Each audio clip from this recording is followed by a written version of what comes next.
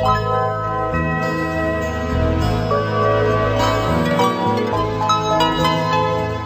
saya menafsirkan, bukan menafsirkan ya. Kalau saya menafsirkan berarti saya seorang mufassir, dan saya bukan seorang mufassir. Saya menafsirkan. Saya hamba Allah, saya manusia biasa yang mencoba mencerdasi sesuatu. Dari kisah Nabi Khidir yang mengajak Musa melakukan perjalanan untuk membuktikan bahwa Khidir tidak pintar. Itu Khidir melakukan 3 hal yang Musa tidak boleh bertanya, tapi Musa tidak tahan untuk tidak bertanya. Yang saya ingin tafsirkan adalah soal dimensi waktu. Jadi pertama, Khidir membocorkan kapal. Yang nomor 2, Khidir membunuh anak kecil. Yang ketiga, Khidir menegakkan pagar yang roboh. Ini di setiap pekerjaan ini Musa selalu protes. Sampai yang ketiga kali, hadza firaqun baini wa bainak ya Musa. Kamu sudah 3 kali bertanya dan kamu sudah berada di puncak pelanggaran kamu terhadap saya. Kamu tidak boleh tanya. Kan kamu bertanya sampai 3 kali, sekarang inilah perpisahanku denganmu.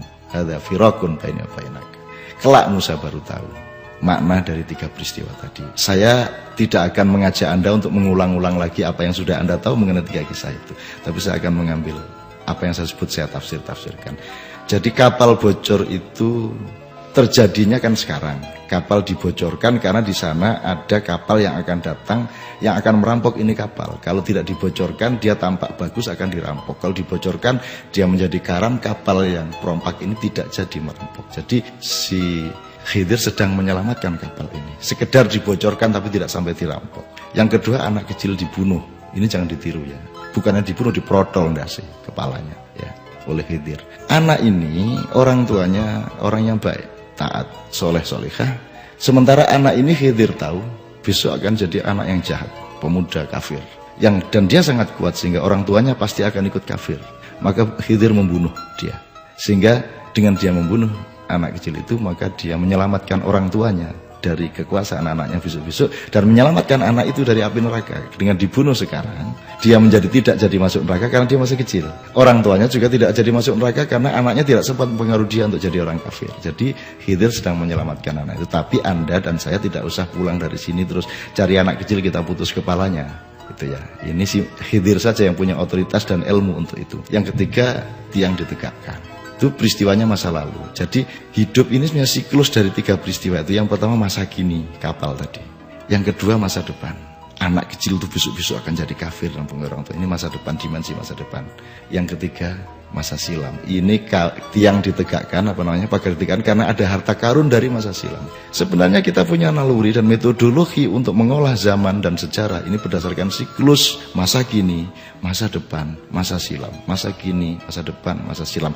Kekinian, ke besok-besokan, dan ke masa laluan.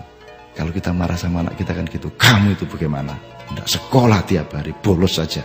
Besok-besok jadi apa kamu? Kan itu kan dari masa sekarang dia bolos, terus kita bayangkan besok-besok anak kita jadi apa? Terus baru kita ngomong, mbok ingat bapakmu dulu waktu kecil. Nah, jadi selalu sekarang, besok, kemarin, sekarang, besok, kemarin.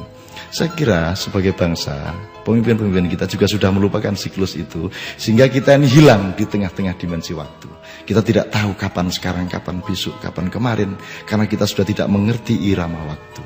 Saya kira kita belajar soal waktu kepada Khidir. Dan saya kira dalam waktu 5 tahun ini Indonesia membutuhkan salah satu muridnya Nabi Khidir dalam tanda petik, yang bisa memberi pencerahan kepada bangsa Indonesia untuk menata secara ritmis langkah-langkahnya pada periode-periode yang akan datang. Dan saya yakin-yakinnya Allah akan mengabulkan, mengirimkan dan memunculkan orang yang masih tersembunyi itu untuk datang kepada Anda dan kepada saya, untuk mengajari kita bagaimana menata masa depan Indonesia dengan ilmu waktu seperti itu.